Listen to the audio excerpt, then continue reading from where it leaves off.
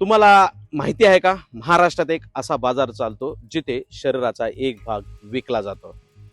तोही जबरदस्तीने नाही, तर जगण्यासाठी स्वतःहून तो विकला जातो. हो, हा आहे गर्भाशय काढण्याचा बाजार.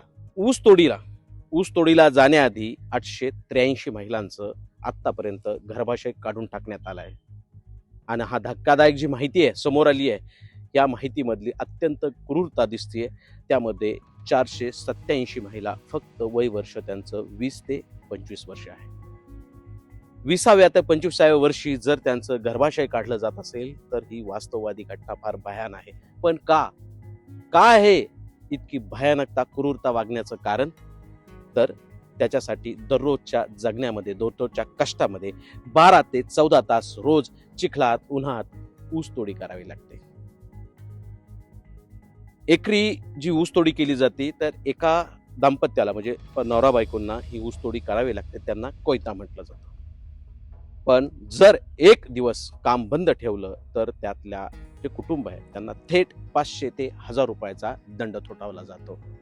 आणि इथूच तर सुरू होते महिलांच्या आयुष्याची सर्वात कठीण निर्णय घेण्याची वेळ. मासिक पाळी म्हणजे वेदना, अशक्तपणा आणि थकवा, आणि यामुळं त्या दिवशी काम ठेवलं जातं बंद. आणि त्यामुळेच त्यांना त्याचा भरावा लागतो दंड, म्हणजे उपासमार. ज्या दिवशी रोजगार नसेल त्या दिवशी ती उपासमारच नाही का? मग उपाय काय याच्यावर? तर गर्भाशय काढून टाकणे हा शेवटचा उपाय. ही इतकी भयान गोष्ट आहे. हो, फक्त काम थांबू नये म्हणून महिलांना स्वइच्छेने शस्त्रक्रिया करून गर्भाशय काढला जातो. इतकी भयान वास्तवता खरंच मनावरती काटा उभा राहतो, की ज्या ठिकाणी हे कष्टकरी काम करतात त्या ठिकाणी ना शौचालय, ना सॅनिटरी पॅड, ना कोणताही मूलभूत सुविधा. या मूलभूतच्या सुविधांच्या अभावानुसार ते त्या ठिकाणी काम करत असतात. आणि त्यावर एकच सल्ला असतो.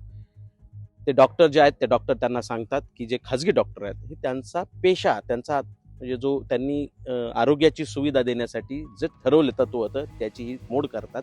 का? तर स्वतःच्या फायद्यासाठी. ते सांगतात ऑपरेशन करा, सगळं ठीक होईल, काही काळजी करू नका.